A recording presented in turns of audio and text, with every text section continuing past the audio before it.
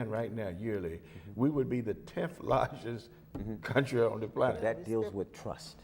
Yeah, Yeah. we spent Do I $100 trust billion that you will last do year what in you other say you people's will do? businesses. Exactly. It deals with trust, but it also deals with your psychology. Yes. Sure.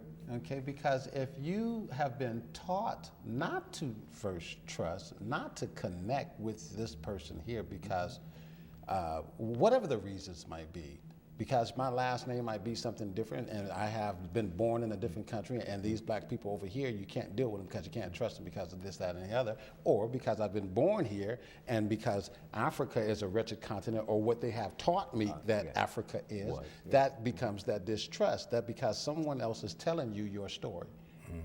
Okay.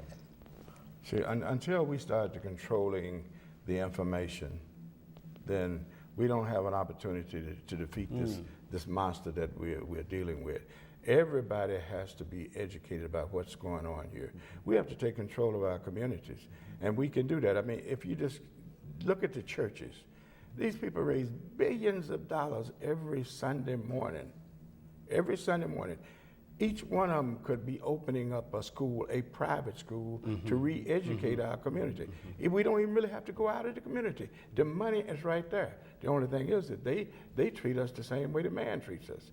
They take the money and ride around in Rolls Royces and live in mansions, and the parishioners are giving their welfare checks in the pot. You know, so we have to learn that we have power. It's just that we have to learn that we have it.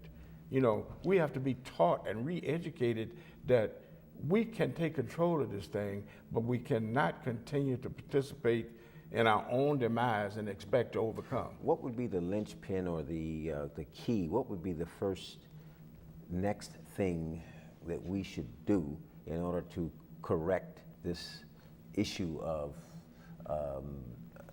dysfunction, I guess? I mean, let's just take the black father. Missing in the black family, and we talked about how important a father is, but if the father's not there because he may not be a father as much as he was able just to make a baby, didn't get the responsibilities that come along with fatherhood. I will say that that's one of the biggest problems there, and it's not always the black man's fault. Right. Okay, we have to start to understand that that black man or this black man is a good black man. Yes. Okay, he's a powerful black man. He has simply been beat down. Okay? But does that black man know he is a good man, that he has that power and has been beaten down? We can say, yes, he probably understands that well, but if he doesn't have confidence in himself of who he is. It's going to take black men, elder black men, to teach him those things, and it's going to take the black woman. It's going to take the black woman. It's the and it's, as I said before, it's not her fault. It's not the black man's fault. But she's been given the power, and until she recognized that she has the power, look, she's the mother of the earth. Yeah, yeah. We okay? Yes, we are the She's black the mother. Yes. She gave power to every race on the planet came out of her. But if you have been taught that this black man is bad because he can't find a job, it's not sometimes that he can't find a job. It's simply because his spirit has been broken when he goes to get the job. He has the education, he has the qualifications, but he can't get the job simply because he's feared. And why is he feared? It's because what I have that women don't have, my genitals, can annihilate white people. And once we start to recognize that black men, and I think Dr. Frances Cress Welsing talked about it in her book, The ISIS Papers, as well. The reason why a lot of this is happening is because the fear of a black planet, one, the fear that if I, a black man, can go and impose sex on any other woman on the planet. And eliminate white folks by doing sex. Exactly. Then I have to attack whom? I got to first attack the black family, okay? But then I'm going to attack him because he can impose sex on any other person that's going to breed this color. We already talked about 9/10 of the world's population are people of color, so where did that color come from? Okay, so when you start looking at the gun and people, all these things that black men using the gun, what is the great equalizer? It is the gun. What is the gun representing? When you look at testicles and if I'm erected, guess what you're going to find? You're going to find the gun. Okay, so once we start to realize what is really happening, and that the power has been shifted in the household, because in Africa, it was always the matriarch. The black woman was always the head of the household. The black man was out doing what? Hunting for food. But she was home looking after the children. Okay? It's now she's out of the house in corporate. Not saying that's a bad thing, because the power roles have shifted. And once we understand that shifting, then I think we'll start to recognize what's going on. We also have to understand that when the black man was brought here to this country, he was placed in a state of impotency. And when he's placed in that state, it's, to me as a black woman, it's up to us in order to give him his power back. I like the point that you made about the fact, because we're put here in this time and place where the government and so many societies have, well, actually the government has put us in a position where you can't even get housing or be able to take care of your family with a black man in the home. I mean, it's a literal requirement that you cannot have a black man in the home. That's true. And raise your children and get funding or help or food or Welfare, anything that's else. a good example, yeah. You know, That happened back in the 60s. it's still going on pretty much now, the way they still try to control things, because by the time you report all what he make and you make, you don't get, they get to cutting and you don't get anything in return. So, you know, and the honesty part of it all. But he was made impotent. We need to, we as black women have a problem with taking leadership in order from you. Can I read something from here? Because what While you find it, let me just say something. You know, it's the psychological castration that have us twisted. Yeah. Because, and you know, one of the reasons why black men will go out and they will get babies by 4 or 5 different women when they know they have no capabilities of taking care of those women is because that is the only source of power he has left. Isn't that something? So that's that's the the expression. He's expressing He's his expressing manhood. his powerlessness. Yeah. you have some like that would that. say that Wow. that's an excuse, brother. No, but it makes sense. I like that. I'm playing the advocate so that you all know. Well, it might not make sense, but I mean, when you see, if a father, now I used to run a fatherhood program, and these guys would come in and they would say, man, I got 5, 6 kids.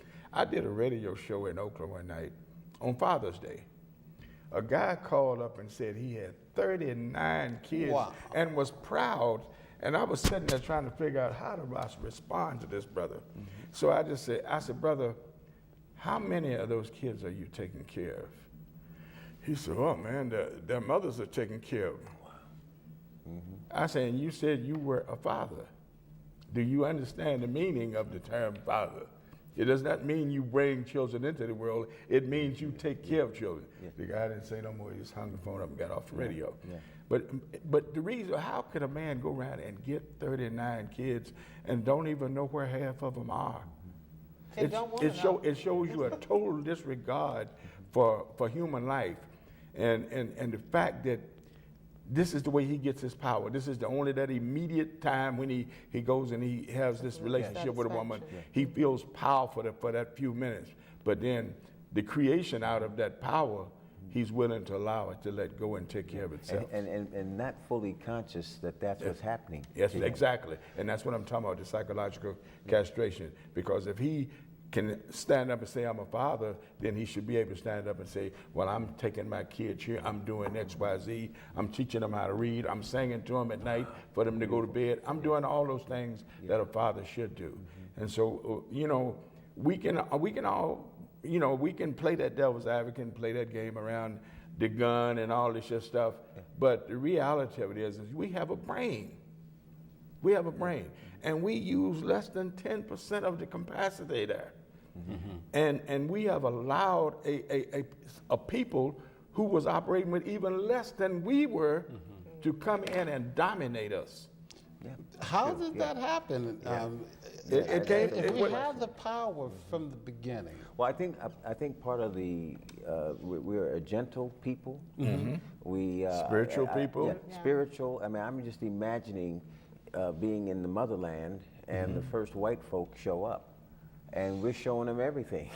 And the Native Americans in this country. Well, let's not forget that everybody was not brought here in the bottom of a boat. Okay. A lot of people were tricked into coming here. We came here and taught these people agriculture, all the things they needed to know to feed themselves. So once they tricked them into coming here, they got them here, they throw them in chains. So everybody didn't come over in the bottom of a boat. And the same way they come in here and they tricked the Native Americans, everywhere they have been, if you trail their history, everywhere they have been, they have destroyed everything that they came in contact with. So we have to understand that, you know, they are not that powerful. They are, what is that, 1% of the population of the planet? If we can just start to communicate with each other and start to communicate with other people of color and say, look, wait a minute, we need to be in control of this. How come the few control the many? We need to have those questions answered. The reason why the few, someone said that Europeans or white people cannot control and patrol and police the world without you buying into it. Psychology. Yeah. I want to quote something from your mom's book, as a matter of fact, because it goes back to what you were saying. It says, I warn my children about how difficult it is to become men in an oppressive society, how I had been programmed by a system to emasculate them and take their balls. She goes on to say, don't let me do it, I said. I won't know that I'm doing it, I continue, so you have to stop me. And what I have found is until you recognize that power role has shifted, and I'm not saying that black women don't deserve power. I'm saying that, as she said, the revolution won't start in the community until the family revolution starts. That won't start until the queen shares her power with the black man to become king in the home. Yeah. And until we start to truly see that dynamic, and she has the power again, I commend her for it. I commend you for it. But we have to share it. And you have to understand that you're being used as a pawn against your black man. And that was the point that I made earlier. And- That was the exact point that I made earlier. Yeah. Well, I mean, even if you go back, 5,000 or 6,000 years, and they had societies. There's a book out called "When God Was a Woman," and you read this book. I'll get the author for you after the show, but women were in power. They would do. Men were staying home, taking care of the kids. They were not powerless. They had a partnership. They worked together. It was Europeans that brought in this concept that we're under now. Okay. And so until we can get back as men where we don't have to display our power through our gun, we can display our power through being able to communicate with our woman. And she being able to listen to. Listen, because that's our problem. We don't want to listen. We don't want to take order. We've been, unfortunately, we fell into this conspiracy theory. If I don't need a man. We're getting educated. We have credit. We're buying our own homes. That's we're right. buying our cars. That's right. Yeah, We're but buying the see, bacon. We cooking it. We raising the kids. We sending them to college. But what about love? That's where I'm trying to go. But we're confusing that with family and our place in a relationship with a man. One doesn't have anything to do with the other. One doesn't have raising your kid. One doesn't have anything to do with you having a relationship with that man and allowing that man to be the head of your home. And the minute that you take that power from him, then that's when you run into this impotency problem that I was speaking of. Can I ask you, do you think the majority of black women understand that? No, because I think they don't think what they're doing is wrong.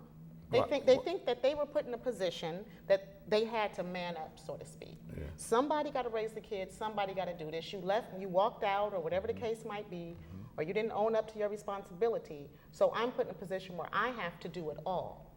So her way of thinking is she's doing what she has to do. She doesn't realize that she's a part of the problem, and she's fallen into this conspiracy. She doesn't realize that.